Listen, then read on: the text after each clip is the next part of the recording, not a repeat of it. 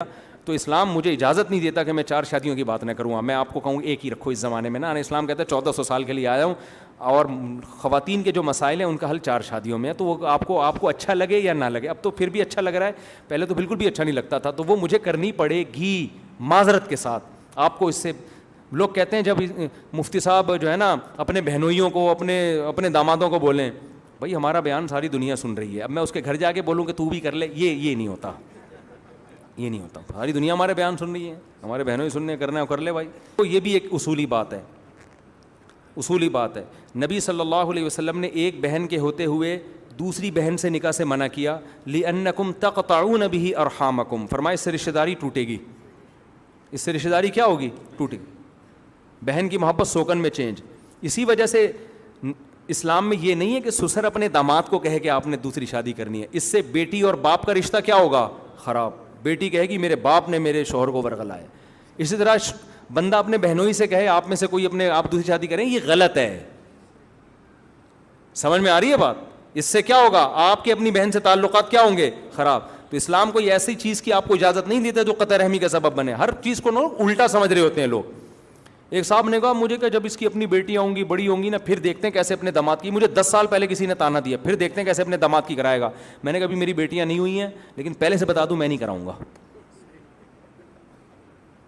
کہنے یہ کیا بات ہے, دوسروں کے لیے حکم کچھ اور. میں نے کہا سب کے لیے ایک ہی حکم ہے, اور وہ مجھ سے پوچھے کیوں. صحیح ہے نا, وہ کیوں پوچھ رہا ہے. کوئی اپنے سسر سے پوچھ کے دوسری شادی کرتے ہیں, انکل ایکچولی میں ایک اور کرنا چاہتا ہوں, آپ کی کیا رائے. وہ تھپڑ لگائے گا کھینچ کے. کیا یہ ایسے ہے جیسے بکرے, شریعت نے ہمیں حکم دیا نا قربانی میں بکرا ذبح کرو. بکرے کو تھوڑی کہا کہ تم آ کے لیٹ جاؤ نیچے, آپ کریں, اس کا کام ہے وہ ٹانگیں چلائے.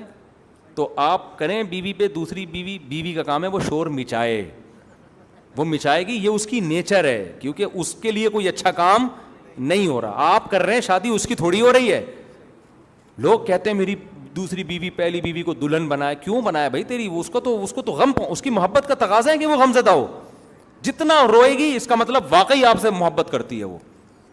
تو آپ نے ایک بڑے فائدے کی خاطر چھوٹے نقصان کو برداشت کرنا ہے کہ یار دوسری بھی عورتیں ہیں, بہت ساری خواتین ہیں, ان بیچاریوں کو کیا ہوگا. وہ جو میں بتا رہا تھا نا, ماہر نفسیات نے کہا, وہ ساری بات وہاں سے چینج ہو گئی تھی کہ وہ دوسری شادی سے ایکچولی یہ ہوتا ہے. ایکچولی وہ میں اس پہ خربوزے پہ بتا رہا تھا, خربوزے کے فضائل میں نا اتنی خاتون نے پوری رپورٹ پیش کی اپنی کہ آدمی کہتا ہے پتہ نہیں خربوزے میں کیا ہے. تو وہ انگلش میں نا ادھر ادھر, کچھ بھی نہیں ہے, خربوزہ کھاؤ ختم ہو جاتا ہے خربوزہ تھوڑی دیر میں پیٹ میں جا کے, تھوڑا بہت پیٹ کی تیزابیت وغیرہ کم ہو جاتی ہوگی. تو خیر وہ نفسیاتی ڈاکٹر کہنے لگے ایکچولی اس سے پہلی بیوی کو یہ نقصان, تو فلانا نقصان, ڈپریشن میں, اور پھر ایکچولی آپ کا ٹرس ختم ہو جاتا ہے. پوری تقریر مجھے کسی نے بھیج دی. میں نے کہا اس ڈاکٹر کو بیچارے کو یہ نہیں پتا کہ نہ کرنے سے دوسری عورتوں کا کیا نقصان ہو رہا ہے. ان سے بولو اس پہ ذرا رپورٹ پیش کریں. سمجھ رہے ہیں نا, اسلام سوسائٹی کے لیے آیا ہے, 2-4 لیڈیز کے لیے نہیں آیا کہ 2-4 عورتوں کا سوچتا ہو باقی عورتوں کا. اسلام تو سب کے لیے. اللہ کہتے ہیں ٹھیک ہے اس کو تکلیف ہوگی برداشت کرو بھائی. بہت ساری عورتیں جن کو میاں ہی نہیں ملے گا, تو میاں ہی لیس زندگی گزارنے سے ڈاکٹر سے پوچھو کہ اس کے کیا سائڈ افیکٹ ہیں.